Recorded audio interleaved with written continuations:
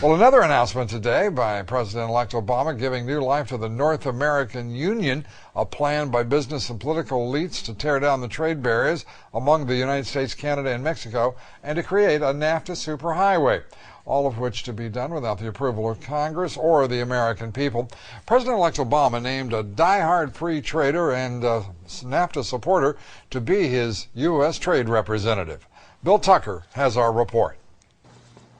Ron Kirk is President-elect Obama's pick to be his front man on trade. Kirk made his name in politics serving as mayor of Dallas, where he was known as a staunch supporter of free trade agreements, NAFTA in particular. He was a big proponent of a trade corridor from Mexico up through Texas, a road he once referred to as a NAFTA freeway. His nomination was welcomed by the U.S. Chamber of Commerce and the National Association of Manufacturers.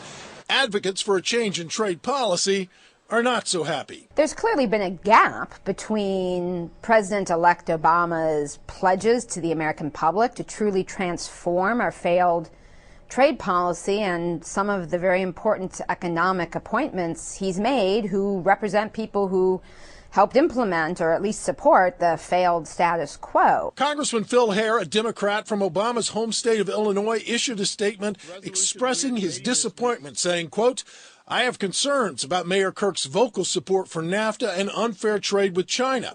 Mayor Kirk previously has said he wants to make Dallas the capital city of NAFTA.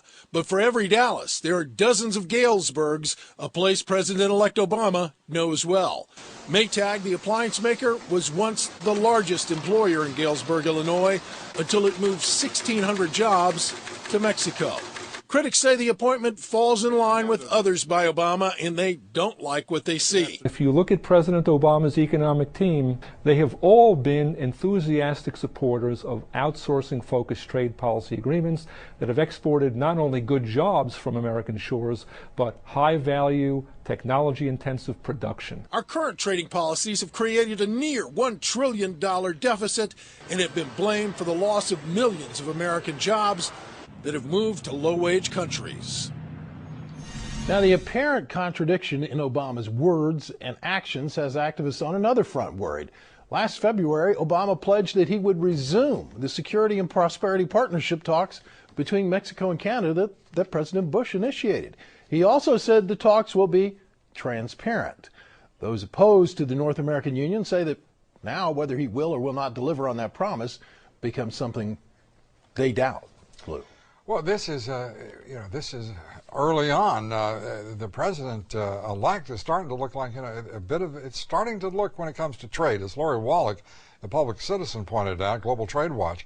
I mean, the old boss is starting to look a lot like the new boss when it comes to the issues of offshoring, free trade. This is troubling indeed. It is, and all those people in the piece tonight, Lou, are people who are inclined to support him, who are people who want to be on his side, and they're reluctant in their sort of reservations about what he's doing with Kirk. Well, it is an extraordinary appointment, but I'm sure that we'll find out some others were extraordinary too, just as we have with previous presidencies. Thank you very much, Bill Tucker.